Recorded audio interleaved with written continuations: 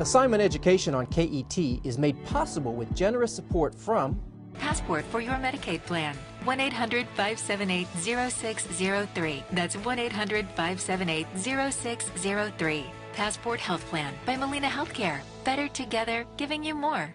Spina bifida is what Henry has. It's not who he is. It is okay to ask for help. It is okay to not be able to do all of this by yourself. And COSAIR Charities is ready and willing to stand in the gap. COSAIR.org/kids.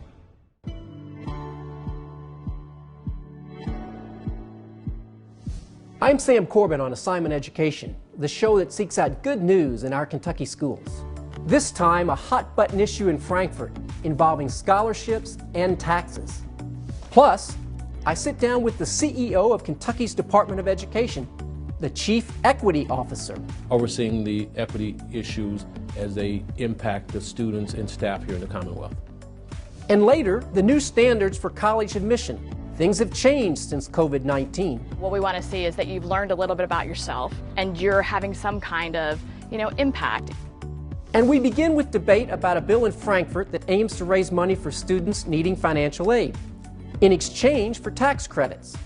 Coming up, I'll sit down with the president of the Jefferson County Teachers Association, who's against the idea. It's much too expensive. But first, we hear from Charles Lease, who's with the group proposing the plan. Charlie, thanks for joining us today, and tell us a little bit about what you're working on and perhaps a little history. All right. Well, first, thank you for inviting me. I appreciate the opportunity to talk about this initiative. Our organization is Ed Choice Kentucky. It's a 5-year-old organization. It's a coalition of business people, educators, teachers, and so on that have a real interest in helping children who need to best find a school that best fits their needs, and that's what we've been working on. Our success hasn't been very good with it because it became divisive between public and non-public schools, and that was never the intention. It was always to focus on the children. After last year, we got some good feedback from legislators and from just constituents throughout the state, and particularly in the rural areas where they said, well, we're not against choice, but the way you got it designed, it does nothing for rural people. So that made us think, go back to the drawing board. And the bill we have now, and it's referred to in the House as House Bill 149, is called Education Opportunity Accounts. It's funded much like other programs around the country through tax incentives, credits, if you'll donate to support this kind of concept. The big difference, there's two huge differences between this bill and the prior bills. The first one is the inclusivity of it. It now includes all students. It doesn't make a difference whether you're public school students, private school, or non-public schools, non-traditional schools, whatever. It makes no difference. The qualifications is that you have to demonstrate you have financial need. And then at no more than 200% of the free and reduced lunch, but the majority of the first-time applicants must go to those at 100% or below. So it's really designed to address those families that have a lot of need. The second major change in the bill this year is the inclusiveness or the flexibility of the services offered. There's 14 major categories of services that are available, and only one of which is tuition for a private school. There's a lot of career development, tuition that can be picked up, dual credits can be picked up, therapies, after school therapies for whether it's speech or physical or occupational, whatever can be part of it. And the one that gets a lot of attention right now, although it's been in there, but it's relevant now, is internet connectivity with computers and the connectivity itself. These are all kinds of things that a needy family would be able to get an award to help them through to make the educational experience for their child much more meaningful to them. You do have options, multiple of options for not just tuition, but other services.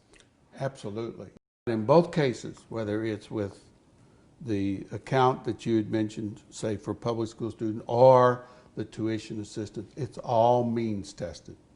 You cannot just say, I need an account. You have to go through and be willing to demonstrate your financial needs. And there's independent organizations that do that.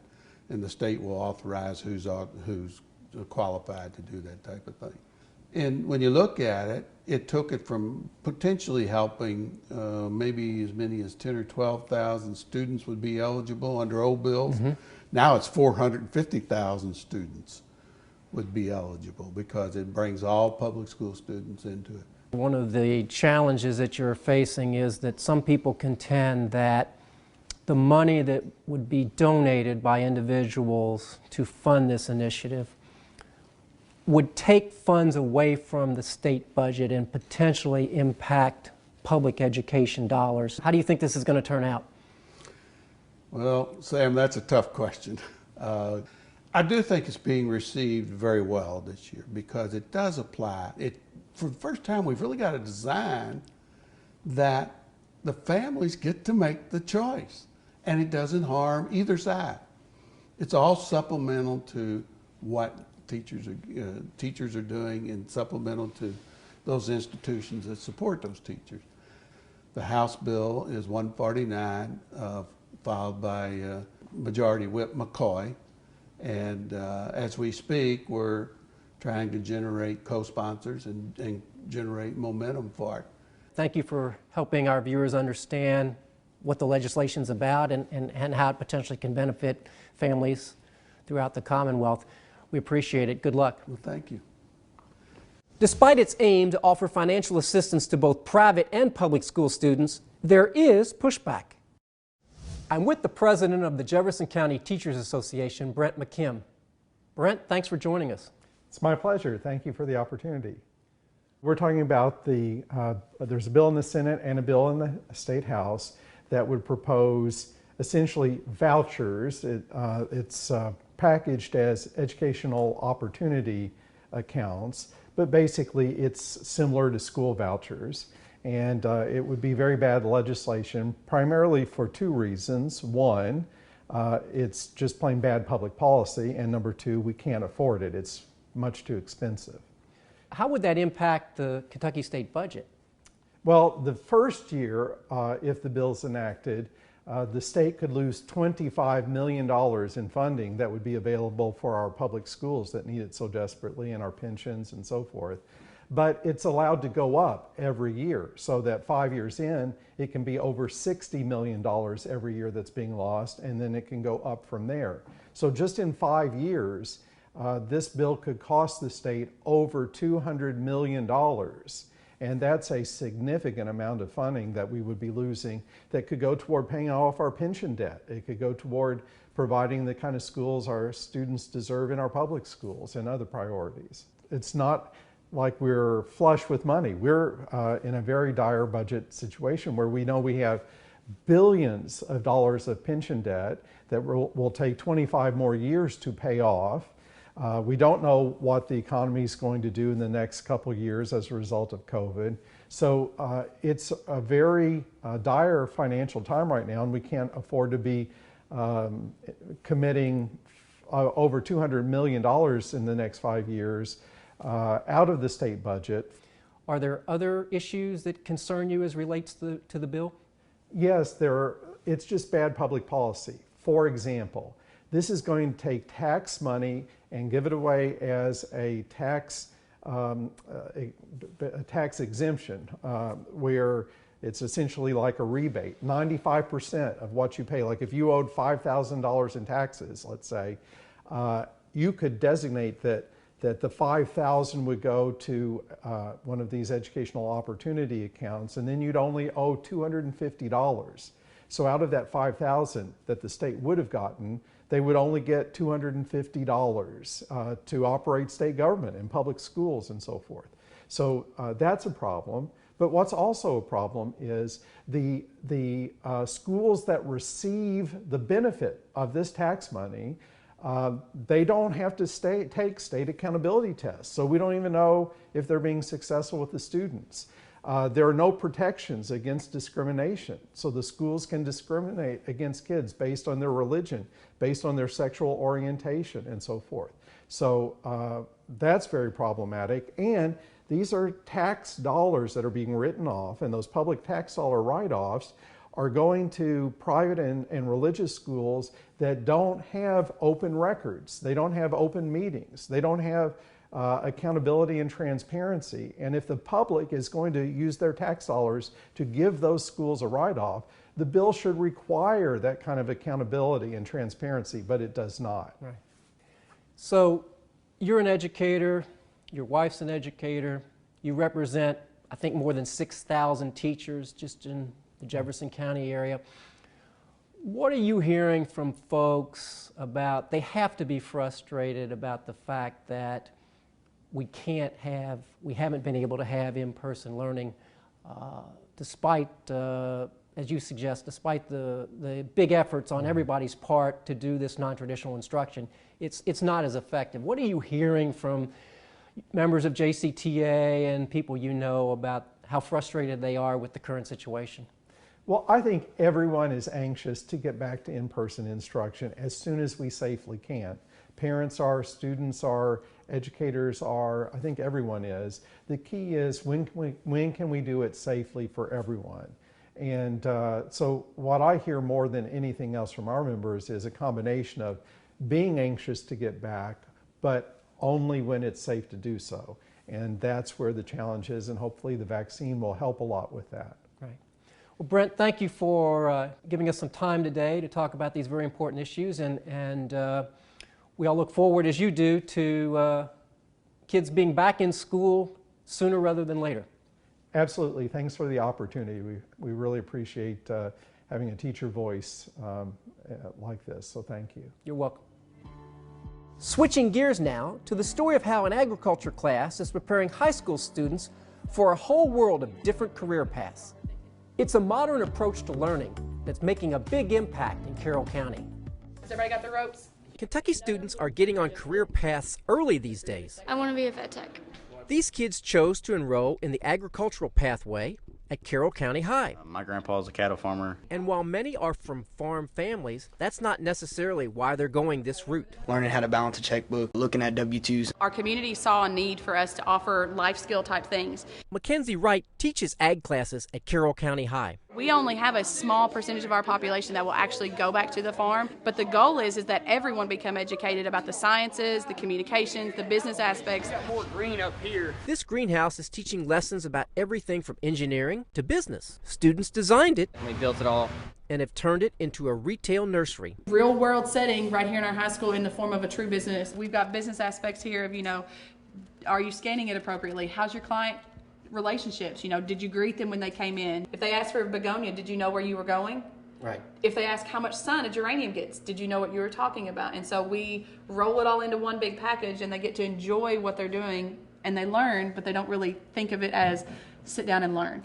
And when students aren't in class here, many are out working co-op jobs. And so we try to give them that career exposure to help them make a decision about what will they do next. I leave the school halfway through the day. Bailey Blackburn spends part of her school day working at a local vet's office. I can do vaccinations, I can do x-rays. Senior Madeline Watts is taking the ag pathway toward a career in teaching. I get to go into the elementary schools and teach about ag. Being able to go out and teach now also makes sure that that's really what I want to do instead of going into college and then changing my mind. You can be more, you just got to believe in that and know how to get there, and that's what we hope we give to them. Now that's education that goes way beyond the textbook. And as those students set their sights on college, they're finding out these days it takes a lot more than just good grades to get in. The coronavirus is changing the way students are deciding on college and how universities are deciding on which students to accept. Lots of things are changing, literally every day. Yeah, absolutely. Christine Harper is an associate provost for enrollment management at UK.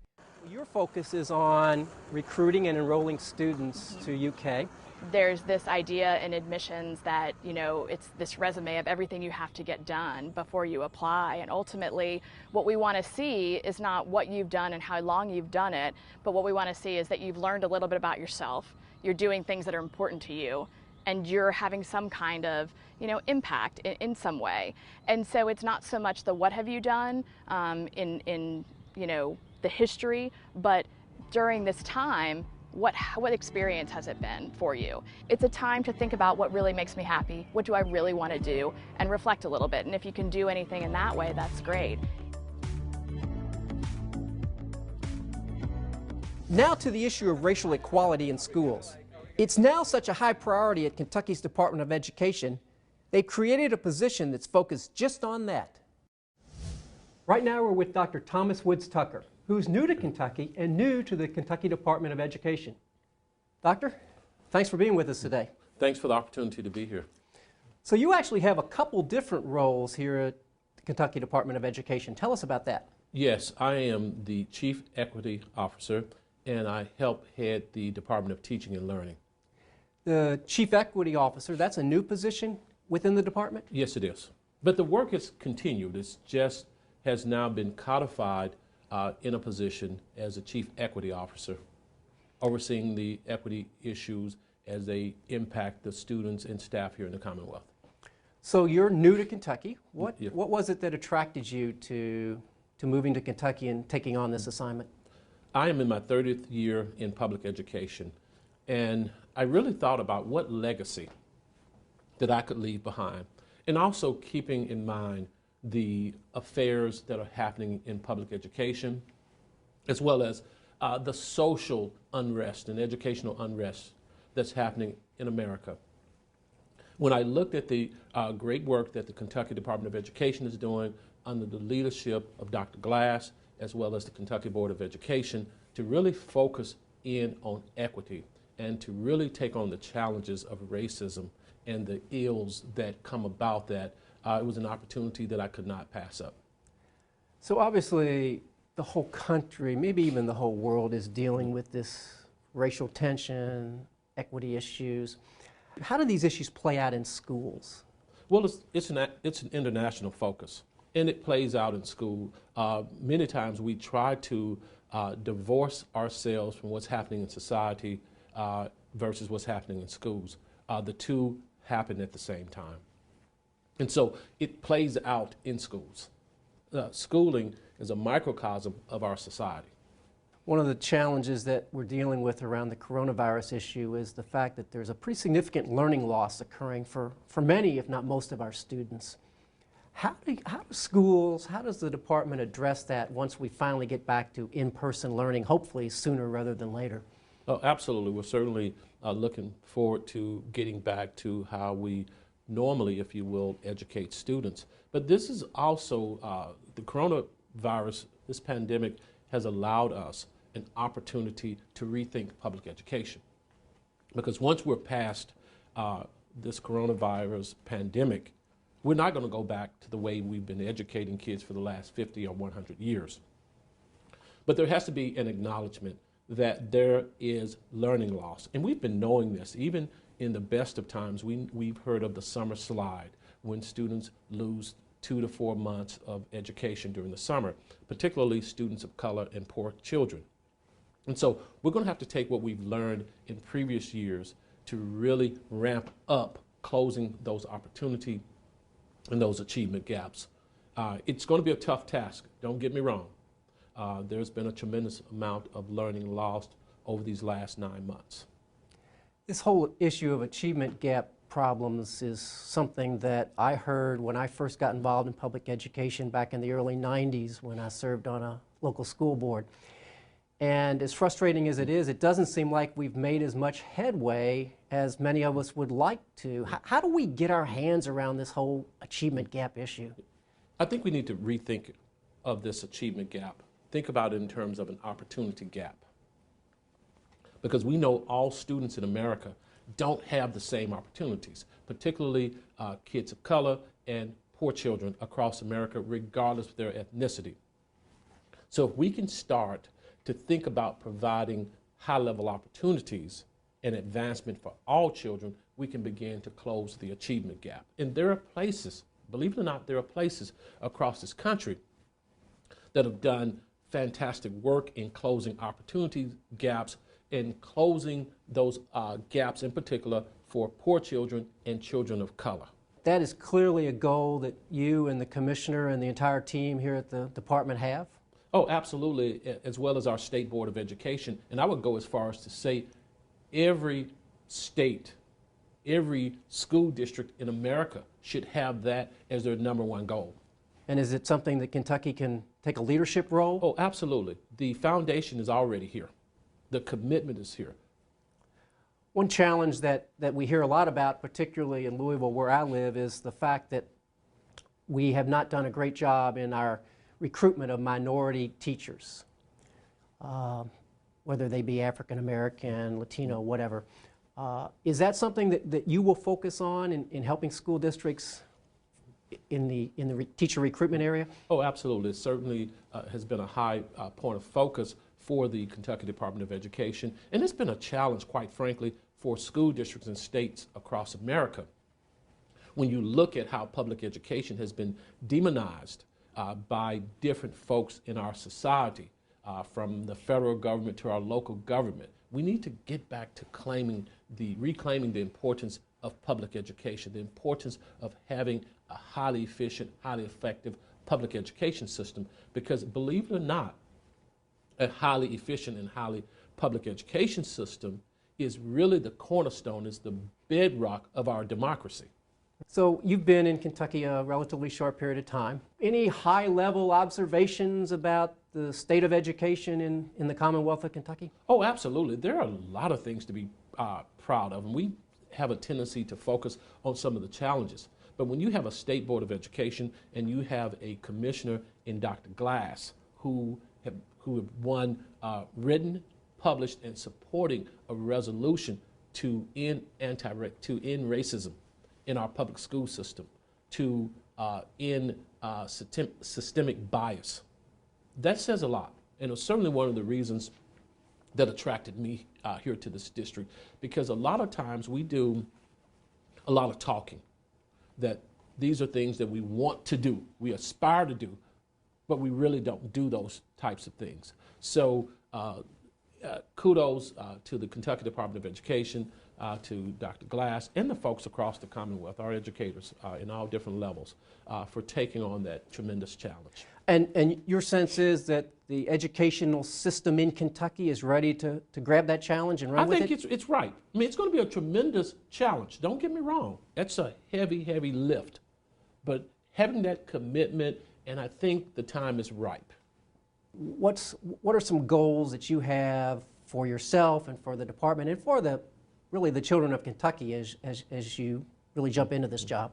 That we as a Commonwealth, that we as a community of educators, which includes all stakeholders across the Commonwealth, that we have really taken a conscious effort to identify and eliminate many of those barriers and roadblocks to student achievement, many of those barriers and roadblocks that have led to inequities amongst our school children, and that we've done everything we possibly could do, humanly could do, to advance all students regardless of their zip code. Now, we've heard a lot about opportunity maps where we've taken neighborhoods in parts of the state and we've filled in their zip codes, and we can look at that zip code and almost determine how well students are going to do. We have an educational and a moral obligation to eliminate that. So if we're successful in advancing all of our students and we're coming together as a community to tackle many of those barriers that perpetuate inequalities, inequities, then I would be happy when I finally retire.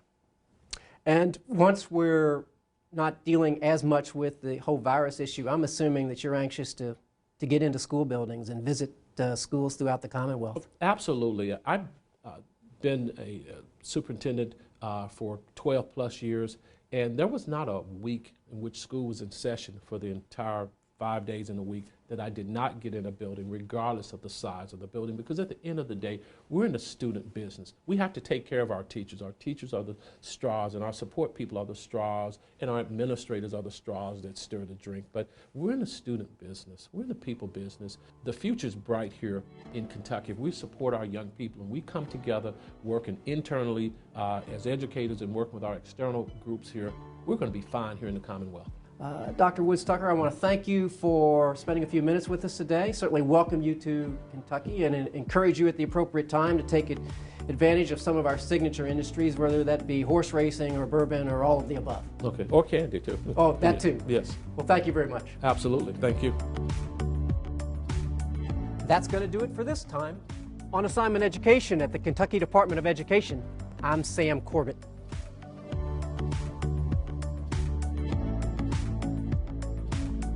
Assignment Education on KET is made possible with generous support from Passport for your Medicaid plan. 1-800-578-0603. That's 1-800-578-0603. Passport Health Plan by Molina Healthcare. Better together, giving you more. Spina bifida is what Henry has. It's not who he is. It is okay to ask for help. It is okay to not be able to do all of this by yourself. And Kosair Charities is ready and willing to stand in the gap. Kosair.org/kids.